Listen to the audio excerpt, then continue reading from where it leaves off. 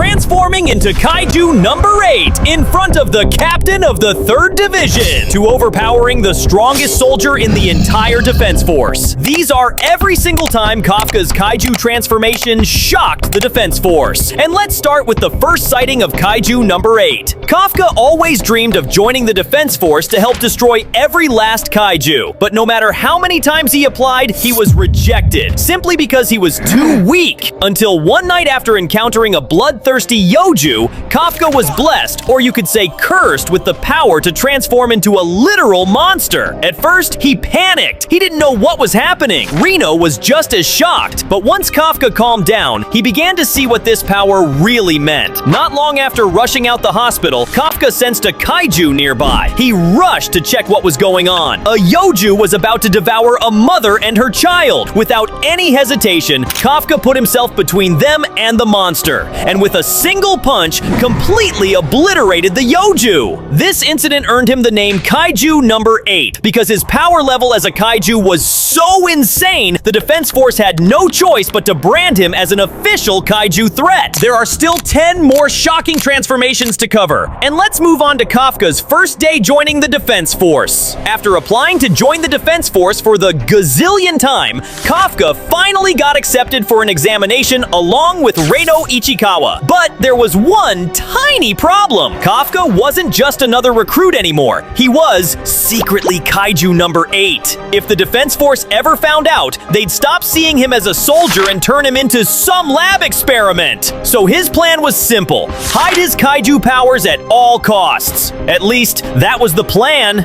He did not stick to it for too long. Upon arriving at the defense force base, Kafka ran into Kikaru Shinomiya, an arrogant, sharp-tongued prodigy who was not impressed with him at all. She was pretty angry that Kafka parked his car on her parking spot and called him an old man, which made Kafka furious. Not only that, she also flexed on him by picking up his car with one hand and moving it to the side. But Kafka could not allow this disrespect. So, breaking his own rule, he transformed just his arms into Kaiju form and lifted the car right back up, showing Kikaru his incredible strength. Kikaru could not believe it, questioning if he had his own private combat suit or something. Little did she know Kafka wasn't using a suit at all. From that moment, Kikaru vowed to embarrass him during the exam, and Kafka accepted the challenge. Although he would soon regret it, Kafka fights the vice captain. A few days after officially joining the defense force, Kafka and the new recruits had their first real Kaiju neutralizing mission. The mission went pretty well, with Captain Ashiro neutralizing the Hanju with relative ease, until suddenly, a man working for Monster Sweeper Inc. appeared on the battlefield. But he was no ordinary sweeper. He was actually Kaiju number 9, the very same monster that nearly killed Kikoru during the entrance exam. With no escape, Reno and Iharu were forced to fight, but against number 9's speed and power, they didn't stand a chance. Bloodied and exhausted, they were moments from death, and that's when Kafka showed up right behind the Kaiju with the most chilling line ever. He easily defeated the Kaiju and saved both Reno and Iharu. But before he could finish the fight, Defense Force platoons arrived, forcing Kafka to back off. That gave number 9 just enough time to escape. And if that wasn't bad enough, Kafka's problems had only just begun. While fleeing, he ran into none other than the vice captain himself, Soshiro Hoshina. The fight was intense. Even though Hoshina was a literal vice captain, Kafka kept up with him, even holding back at times, which the vice captain realized. In a moment of overconfidence by Soshiro, Kafka finally found the perfect opportunity to deliver a fatal blow, but decided against it, smashing his fist into Hoshina's blade instead, which later made Captain Hoshina really confused. Why would a Kaiju show restraint? Why would it choose mercy over victory? It was a question that haunted him long after the battle ended. And now, for one of the most epic moments of all, Kafka saving the entire 3rd Division. Just a few days after the recruit's first real mission, disaster struck. Out of nowhere, multiple dragon-type Kaiju rained down from the sky, led by none other than the newly named Kaiju number 10. This kind of coordinated attack was completely unprecedented. The defense force was caught off guard and unprepared. With Captain Mina Ashiro away on assignment, Vice Captain Hoshina had no choice but to step up as acting commander. The 3rd Division fought with everything they had, managing to hold off some of the Kaiju, but eventually they were overwhelmed. That's when Kafka knew he had no choice. He'd have to transform, even if it meant began exposing his secret to everyone. But just as things looked desperate, Captain Mina returned. Armed with her iconic long-range weapon, she blasted Kaiju number 10 straight to Kingdom Come. Everyone was relieved until they noticed something terrifying. Hovering high above the city was a giant Yoju bomb. Without hesitation, Kafka sprinted across Tachikawa, racing straight toward it. The vice captain yelled, "Get back! You going out there won't change a thing!" But Kafka didn't stop. He simply apologized for hiding who he really was. And then, in front of everyone,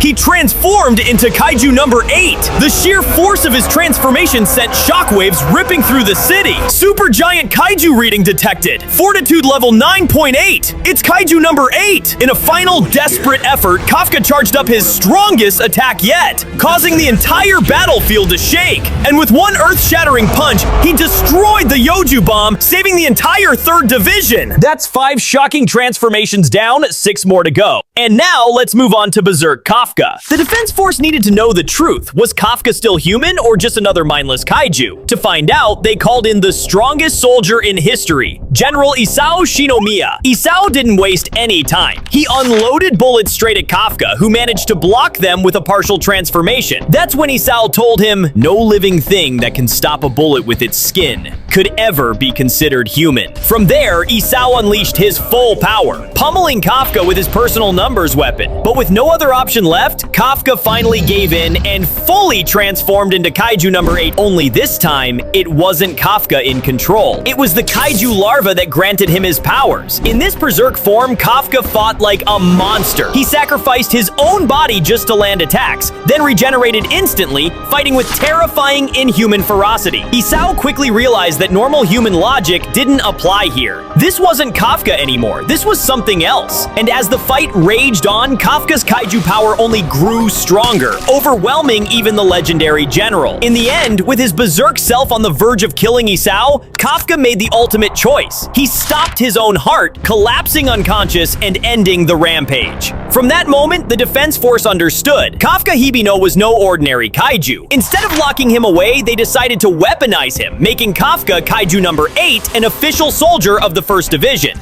Next up, Kafka can't transform. On his very first mission as an official member of the 1st Division, Kafka was under heavy pressure. He had to prove himself useful, otherwise he'd be dismantled and turned into a numbers weapon. But that's when disaster struck. Kafka realized he couldn't transform. Because of the trauma of nearly killing Kikoru's father, General Isao Shinomiya, Kafka's own mind blocked him from becoming Kaiju number 8. And without his kaiju power, his future in the Defense Force was hanging by a thread. Things only got worse when Kaiju number 9 appeared, this time leading an entire army of ant-type kaiju. His goal seemed clear: steal Kafka's powers. Or so everyone thought. Just as Kafka was about to be overwhelmed, Kikoru rushed in, buying him precious time. And at that critical moment, Kafka finally broke through his mental block and transformed into Kaiju number 8. But this wasn't the same Kafka as before. This time, he was sharper, stronger, and in full control. He tore through the ant kaiju like paper and obliterated its core in seconds. Even the officers watching from base were stunned, calling his power tremendous. With Kafka leading the charge, the 1st Division successfully neutralized every kaiju in the area. Or so they thought, because moments later, Kaiju number 9 infiltrated the base itself. And this time, his true objective was revealed: stealing Isao Shinomiya's numbers weapon. Number 9 succeeded. The sight of Isao's body being taken over devastated the Defense Force. Kafka, Narumi, and Kikoru teamed up to stop him, but the emotional weight of fighting their mentor's weapon in enemy hands proved too much. And for the first time, even together, they were forced to retreat. Kafka saved Shinonome. During yet another coordinated attack by Kaiju number 9, the Defense Force was pushed to its absolute limits, forced to face 5 different numbered kaiju at once. Each platoon leader had to go head-to-head with their kaiju counterpart. For platoon leader Shinonome, that meant fighting Kaiju number 13. But she did not fare very well against the Kaiju. One by one, her comrades were slaughtered in front of her eyes, leaving her overwhelmed with guilt and helplessness. As despair set in, Shinonome thought back to all the good Gen Narumi had done for her, using that memory as fuel for one last desperate attack. But despite the warnings from command, she charged in anyway. Her strike did nothing. Kaiju number 13 brushed it off effortlessly and knocked her to the ground with a single devastating punch. Lying there, broken and on the brink of death, Shinonome cried out that she didn't want to die, and just as number 13 prepared to finish her, she suddenly vanished. She'd been carried away at the last second by Kafka Hibino. Even though the higher-ups had ordered him not to transform until Kaiju number 9 revealed himself, Kafka didn't hesitate. He chose to save her life no matter the risk. Shinonome begged him not to do it, reminding Kafka that they couldn't afford to lose him now. But Kafka simply smiled, thanked her for caring, and told her not to worry, because Kaiju number 13 was all his. Kafka destroys Kaiju number 13. The moment Kafka transformed, the entire battlefield shook. Even the enemy Kaiju froze in fear, stunned by the overwhelming presence of Kaiju number 8. Daikaiju detected in the Oizumi area. The reading, it's Kaiju number 8! This time, Kafka was way stronger than before and surprisingly more composed. Kaiju number 13, desperate to end the fight quickly, charged up a devastating attack. His fortitude level spiked to 9.2 as he hurled himself at Kafka at full speed. Run, Hibino! You have to! With just one hand, he stopped Kaiju number 13's full force attack dead in its tracks. And then, he countered, delivering a single bone-shattering punch that tore straight through number 13, ripping apart his insides and sending shockwaves across the battlefield. The enemy Kaiju watching couldn't believe their eyes. So, number 8 is on another level after all. Kafka rescues Mina Ashiro. In an attempt to steal Captain Ashiro's power, Kaiju number 9 emerged in the Tachikawa area while Mina was all by herself. The moment the news broke, Kafka and Vice Captain Hoshina sprinted to her aid, but number 9 taunted them, saying they'd never make it in time. Out of nowhere, he summoned an army of giant-class Kaiju. It felt like Mina's time was up. Their attacks weren't aimed at Kafka, but at the weaker officers around him, forcing him to stay behind and protect his comrades